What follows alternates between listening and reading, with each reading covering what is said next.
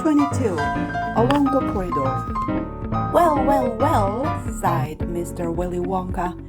2 naughty little children gone. 3 gold little children left.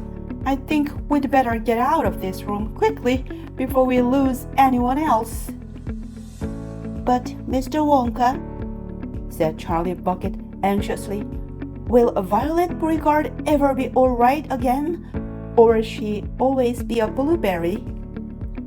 They'll dejuice her in no time flat, declared Mr. Wonka. They'll roll her into the dejuicing machine, and she will come out just as thin as a whistle. But will she still be blue all over? Asked Charlie. She'll be purple, cried Mr. Wonka. A fine rich purple from head to toe. But there you are. That's what comes from chewing disgusting gum all day long. But you think gum is so disgusting? Said Mike TV. Then why do you make it in your factory? I do wish you wouldn't mumble, said Mr. Wonka. I can't hear a word you are saying. Come on, off we go. Hurry up. Follow me. We are going into the corridors again. And so saying, Mr. Wonka scuttled across to the far end of the inventing room and went out through a small secret door hidden behind a lot of pipes and stoves. The 3 remaining children, Veruca Salt, Mike TV, and Charlie Bucket, together with the 5 remaining grown-ups, followed after him. Charlie Bucket saw that they were now back in one of those long pink corridors with many other pink corridors leading out of it. Mr. Wonka was rushing along in front, turning left and right and right and left, and Grandpa Joe was saying, Keep a good hold of my hand, Charlie. It would be terrible to get lost in here. Mr. Wonka was saying, No time for any more messing about. We'll never get anywhere at the rate we've been going. And on he rushed down the endless pink corridors with his black top hat perched on the top of his head and his plum-colored velvet coat tails flying out behind him like a flag in the wind.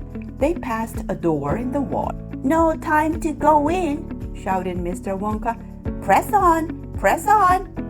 They passed another door, then another and another. There were doors every 20 paces or so along the corridor now, and they all had something written on them, and strange clanking noises were coming from behind several of them, and delicious smells came wafting through the keyholes. And sometimes little jets of colored steam shot out from the cracks underneath. Grandpa Joe and Charlie were half running and half walking to keep up with Mr. Wonka, but they were able to read what it said on quite a few of the doors as they hurried by. Eatable marshmallow pillows, it said on one. Marshmallow pillows are terrific, shouted Mr. Wonka as he dashed by.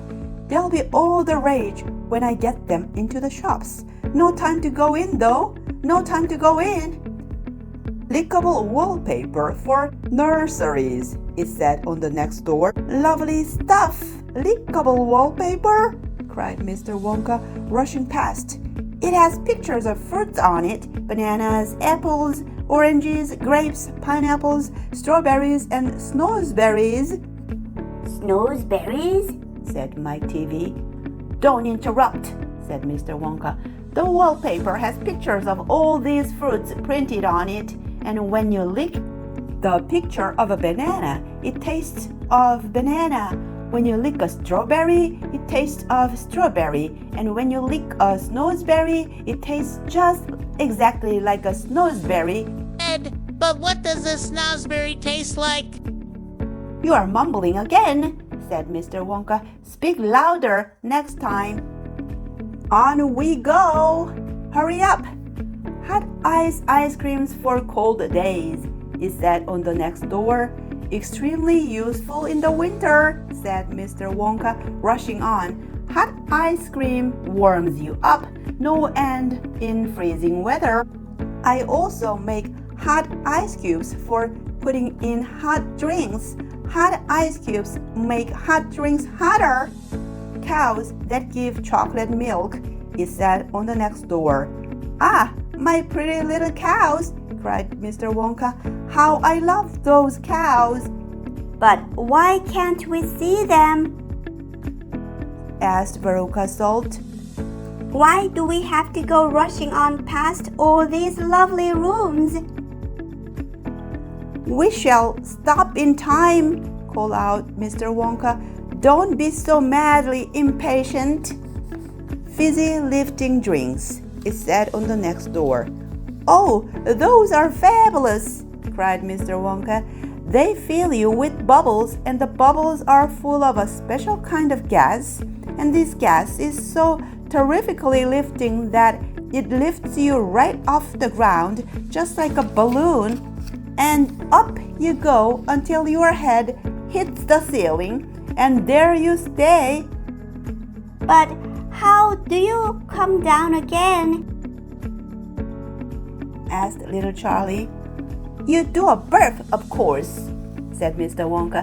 You do a great big, long, rude burp, and up comes the gas, and down comes you. But don't drink it outdoors. There's no knowing how high up you'll be carried if you do that. I gave some to an old Oompa Loompa once out in the backyard, and he went up and disappeared out of sight. It was very sad. I never saw him again. He should have burped, Charlie said. Of course he should have burped, said Mr. Wonka.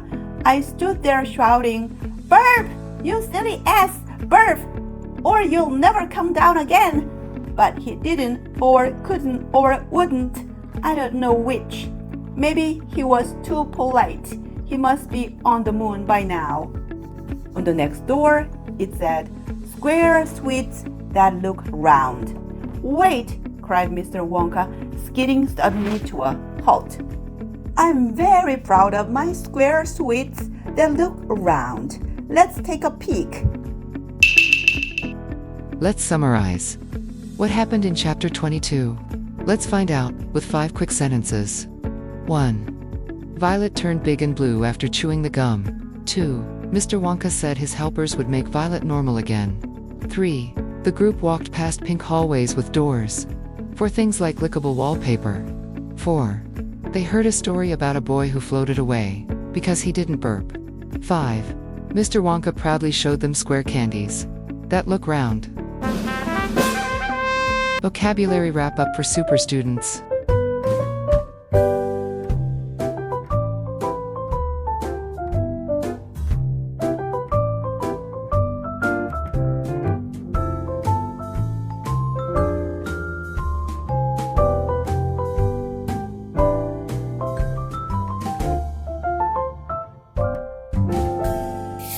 Great job, everyone!